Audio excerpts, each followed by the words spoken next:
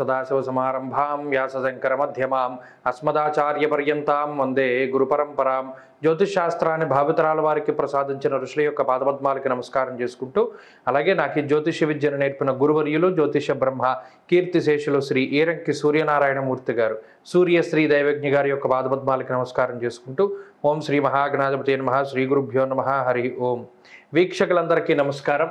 మీనరాశి వారికి ఈ వారం మిశ్రమమైనటువంటి ఫలితాలని ఈ పంచానన యోగము ప్రసాదించబోతూ ఉన్నది.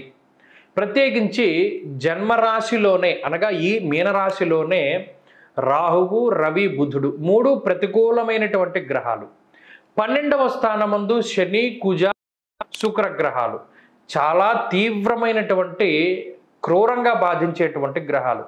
ఈ 6 గ్రహాలు మీకు ప్రతికూలంగా ఉంటే అటు కేతువు కానీ చంద్రుడు కానీ ఈ వారంలో అంత అనుకూలించేటువంటి పరిస్థితులు లేవు. ఈ వారంలో ప్రత్యేకించి గురుబలం మీద మాత్రమే మీనరాశి వారు ఆధారపడ్డారు. కాబట్టి గురుబలం ఉన్నంత కాలం ఈ గ్రహస్థితి మిమ్మల్ని ఏమీ చేయలేదు. అయితే కొద్దిపాటి సమస్యలను తీసుకువస్తుంది. ఏమంటే మీ మీద దుష్ప్రచారం చేసేటువంటివి, అంటే కావాలని ఇతర వ్యక్తులు మీ మీద పని కట్టుకుని దుష్ప్రచారం చేస్తూ ఉంటారు. మీరు ఏదైనా చెయ్యని పనిని చేశారు అన్నట్టుగా అది అక్కడ ప్రూవ్ చేయడానికి ఎక్కువ ప్రయత్నం చేస్తారు. దాని నుండి ఎంత మీరు తప్పించుకోవాలి అనుకున్నా ఇతరుల యొక్క ఆ మస్తిష్కంలో, వాళ్ళ యొక్క మనస్సుల్లో మీరు ఒక ఈ చెడు పని చేశారు అనేటువంటి విధంగానే వాళ్ళు ఎక్కువ నమ్ముతూ ఉంటారు. అది ఒకటి మిమ్మల్ని బాధిస్తూ ఉంటుంది.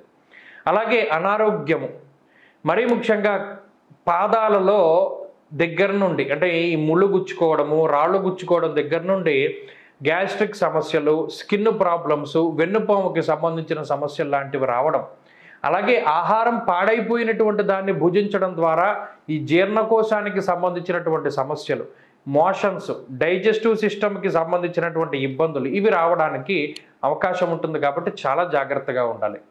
అతిగా వ్యాయామం చేసేటువంటి వాళ్ళకి కొద్దిపాటి సమస్యలు రావడానికి అవకాశం ఉంటుంది. జాగ్రత్తగా ఉండాలి.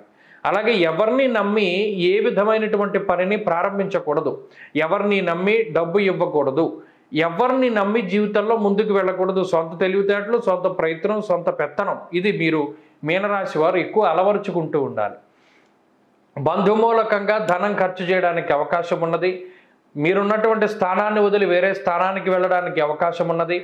కొంత అనవసరమైనటువంటి ప్రయాణాలు చేయడానికి ఈ గ్రహస్థితి అవకాశాన్ని కల్పిస్తుంది.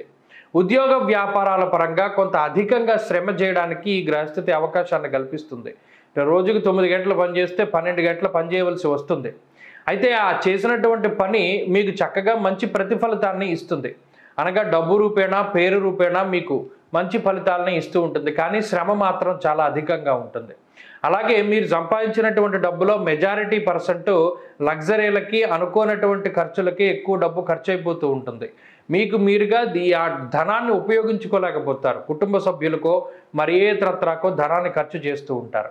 విద్యార్థులకి ఈ గ్రహ సంపత్తి అంత అనుకూలమైనటువంటిది కాదు. కాబట్టి ఏకాగ్రత లోపానికి అవకాశం ఉంటుంది. జాగ్రత్తగా ఉండాలి. స్త్రీలకు ప్రత్యేకించి ఈ గ్రహస్థితి మానసికమైనటువంటి పరిస్థితులపై ప్రభావాన్ని చూపెడుతూ ఉంటుంది.